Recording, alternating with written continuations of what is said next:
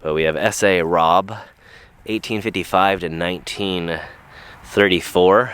Some incredibly interesting names in this cemetery as well. It's really kind of a cool experience exploring this place. And then here's some more Robbs. If I'm not pronouncing that right, if you can somehow write it phonetically in the comments, I would appreciate it. If not, I understand. I will try my best.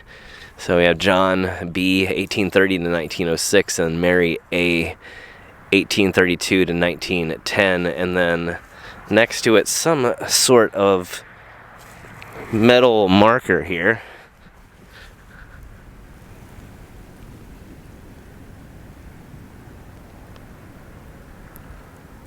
Looks like Knights of Pythias.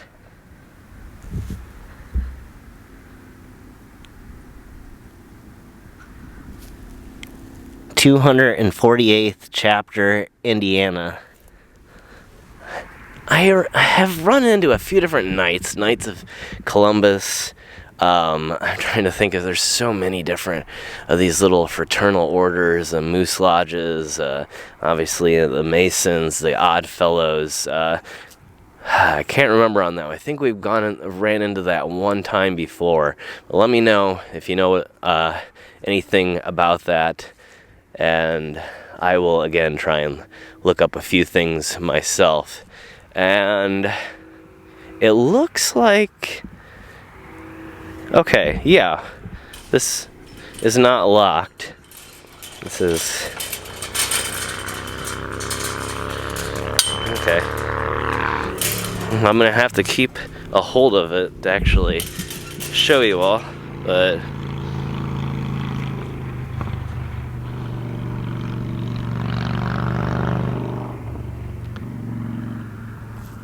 here we are at 16 Cemetery.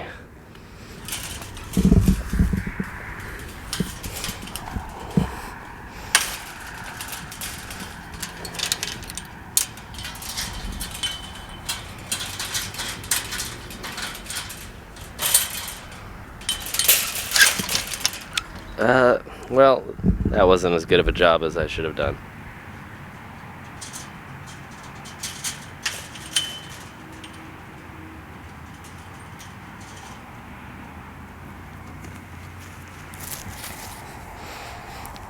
Just want to point out, if we're walking this way, just how creepy that building looks when you're approaching it.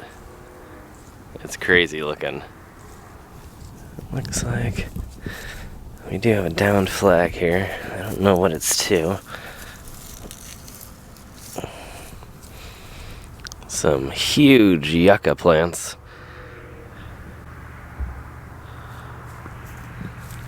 That have overgrown this area. I don't know if I should. I think my flashlight is so close at this point that I should probably grab that first. Just seems like a really good decision. That way we're not struggling to find everything. So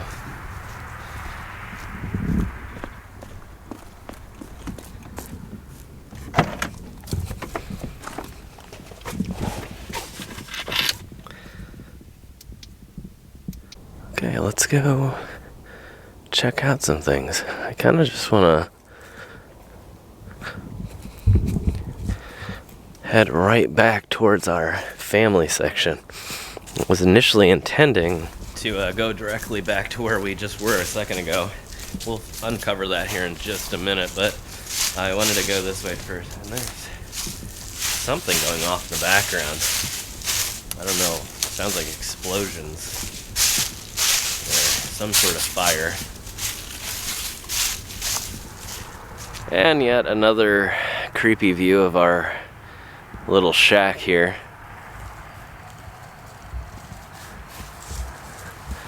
And more sounds.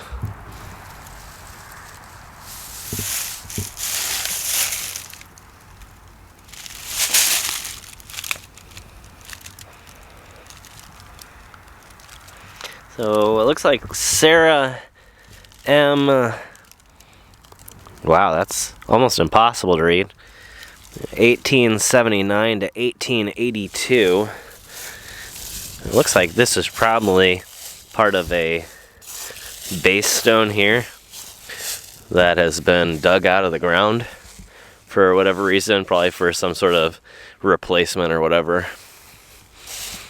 As you can see right here, they are, unless this is, no. So this is a historic, at least a historic grave. It could be new. With the design work on it, it kind of does have that appearance. You see 1913 to 1956 there, Frank L. Shippey. And then it must have been a musician of some sort. You can see the treble clef sign here and just a couple notes. So no idea what song that is. Doesn't appear to be an actual song.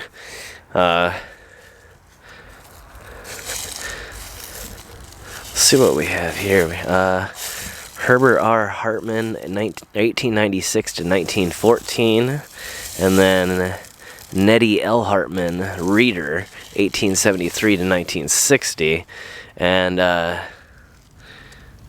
very interesting first find, I believe, the Ladies Auxiliary of the VFW. And so Nettie was a member of that, and they gave her an amazing looking metal marker here. Very cool. Reminds me of the Spanish-American War veterans markers. Okay. So I guess let's start with our first kind of family section here. It's not in very good shape, as you can tell. No signs of any cave-ins. I'm not sure what material it's actually made of underneath all these leaves. You can see a Ruffner marker here.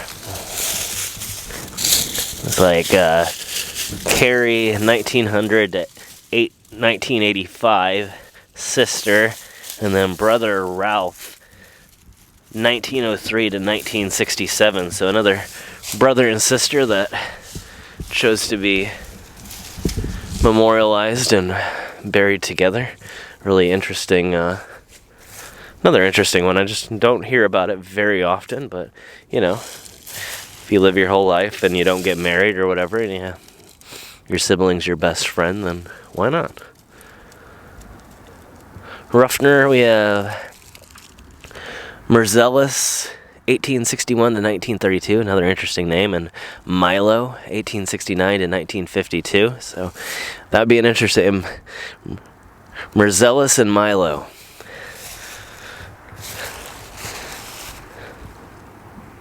Yeah, seems like an interesting wedding ceremony. Whoa. Okay, we'll take a detour just right after this before we hit the second family section.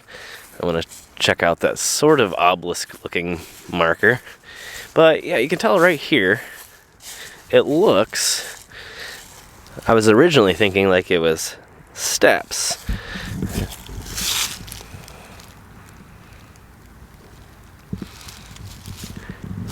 But it appears, if you look at it this way, that what it really is the wall has collapsed and fallen over. Same thing. Another clear indication right here. You can see actually where the blocks would have fit together. And then this is incredible. So here, this is actually a piece of glass that is covering the stone. We see Clarence, okay. It's kind of difficult to read, as you can tell. Clarence E.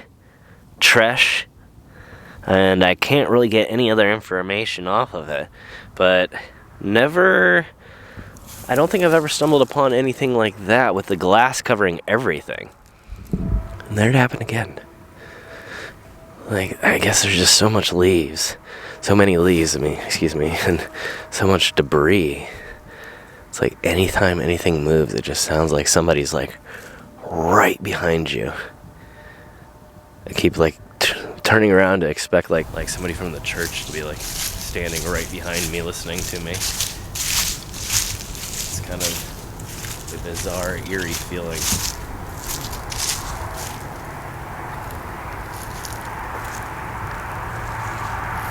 Looks like this little old shack though did at one time have heating. Is it just me, or is that a little chimney up there?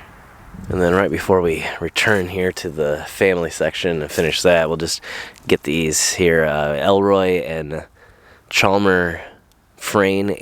Elroy 1932 to 1946, and Chalmer, again, I'm not sure if I'm pronouncing that right, I apologize, at 1934 to 1946. And then we have a Crampton family here, Jenny 1896 to 1984, and Orville 1907 to 1956.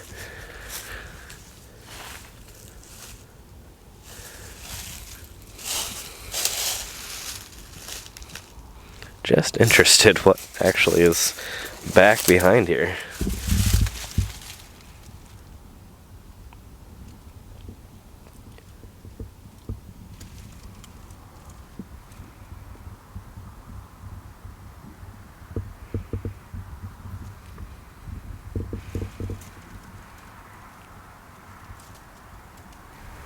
So, kind of looked like an old obelisk marker, but it might have just been one that was never inscribed, that they used for a different reason, like we see all the time in places like this.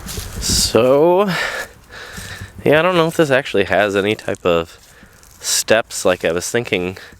I think it just was a raised family section here that was going down a hill.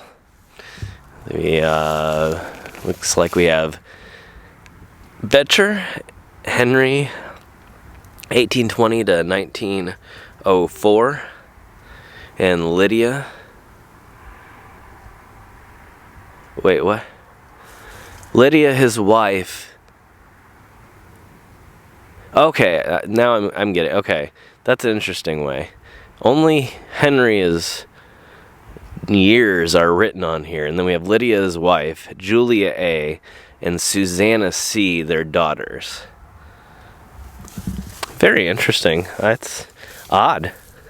Not 100%. I have found certain things like that before, but you don't see very often where they only list one person's years. And then maybe it's on these. I don't know. Let's see. We have Julia and Susanna. Is this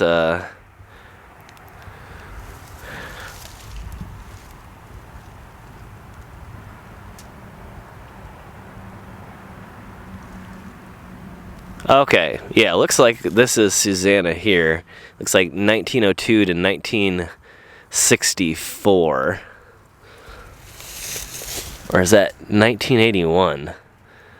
Either that or it's 1802. That's really difficult. I'm going to have to see if I can get that back later while editing. And then Lydia right here. Wife of Henry Betcher, looks like 25 maybe to, again, another, either that or it says died 1875. It does say that. Okay. Again, sometimes I actually have to look on the camera because the contrast is better on the camera than in real life. So even with the flashlight, it's not always the easiest. And then our mother, apparently I can't pronounce words today. Our mother, is it Elizabeth or is it Elisabeth? Let me know. A or B? A, Elizabeth. B, Elisabeth or Elizabeth. Maybe it's pronounced slightly different. I'm not really sure. Wife of Harvey Hinman. Died June 23rd, 1882. Aged 86 years, 6 months, 3 days. And that's a decoration, okay. I did find, I swear, I can't remember where it was, and if you can help me find it, that would be awesome. I swear there was one I found one time that not only had months or years, months, and days, but also had hours.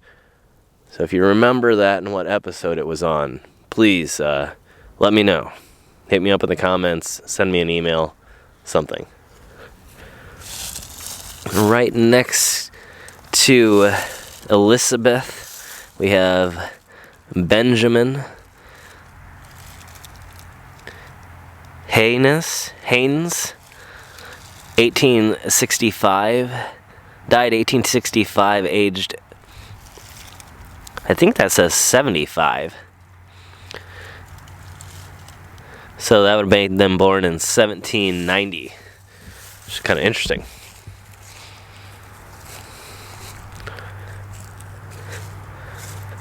Okay. So this one coming up is what I wanted to take a look at. It kind of looks like maybe, okay, so maybe this is our years. I thought maybe it could be the placement of an old photo frame.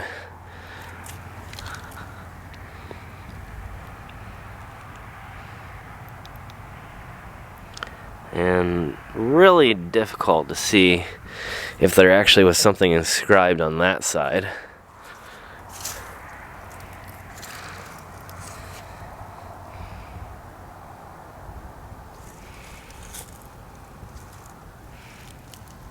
Again, I'm not seeing anything there. It clearly has been reattached before. Right here is a large crack, and I would say it definitely fell off at some point in history.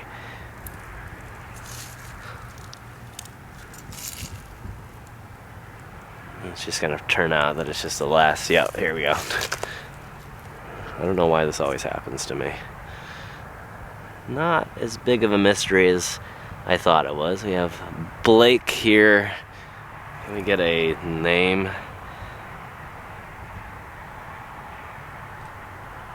That just looks like a different name there. It's this here. Horatho? I can't really read it. I'm gonna have to try again later. You can see 1866, aged 38, 1 month and 11 days, and then a day.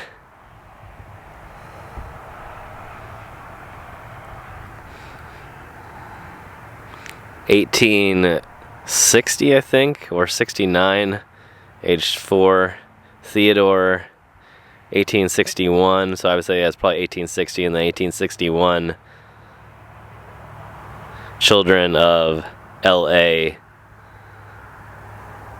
Blake. Okay, so it's, okay, so this is Horatio Blake, 1866. Now I get it.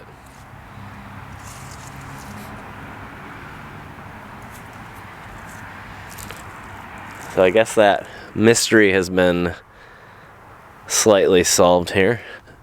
An interesting looking marker here that clearly has had a little bit of restoration work done to it over the years. And yeah, I don't know if there's really anything else for us to discover on this little family section here. You can see the center part here, pretty well covered with leaves and other plant debris, so it's gonna make it impossible without bringing equipment out, which I'm not gonna do, to uncover it and check it out. So let's go ahead and move over to this section here. Looks like mostly the same setup.